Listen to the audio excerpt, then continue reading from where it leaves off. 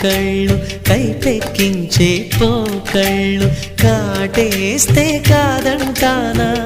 ఇప్పుడైనా వయసేమైనా సొగసేమైనా మై మరపించే మనసేమైనా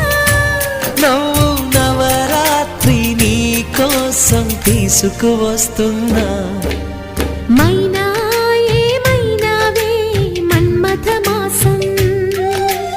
అయినా ఎంతైనా ఇది మెత్తని మోసం